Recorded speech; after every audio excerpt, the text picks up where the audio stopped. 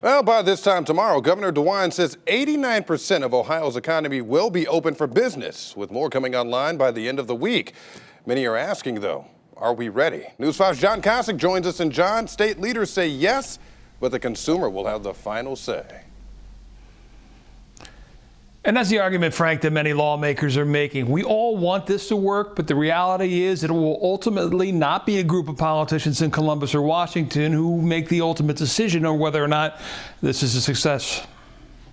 In retail business, there is a relationship that exists between seller and consumer, a give and take ending hopefully in the mutual satisfaction of a purchase. The reopening of the economy in this current climate is reliant on such an agreement as well. Businesses providing a safe, clean environment for their customers, and those customers following the rules of social distancing and wearing masks, whether legally required to or not. It just does come back to individual decisions. I mean, I've talked to Ohioans and said, look, this is no longer about what I order or about what our health director orders. It's about what you do each and every day. And it's going to depend on, how well we do every day. In all, 45 states this week are easing restrictions, even as the number of new cases in a third of them, including Ohio, increases. I think it's time to start to reopen in Ohio and do so in a safe way. Senator Rob Portman tells me testing is key. When you reopen, you want to be sure you can stay open, and testing is important. As of about 2 weeks ago, we were testing around 3,700 people a day.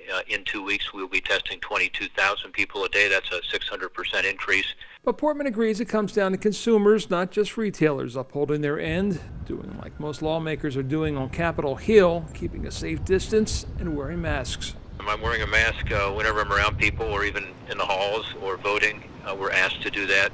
It's important that we show the respect for the rules here, because if somebody did get sick, it would be tough to continue to convene.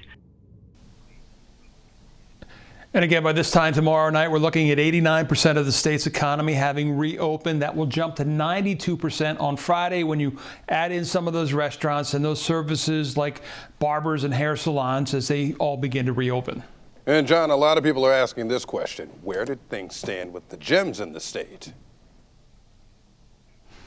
Yeah, that's a big question indeed. They remain closed without a date to reopen. The governor says there is a working group that involves gym owners. They're right now meeting with the health department, going over protocols, but he said that there are some complexities clearly involving gyms, social distancing, and the wiping down of equipment and such like that that still need to be worked out. All right. Thank you, John.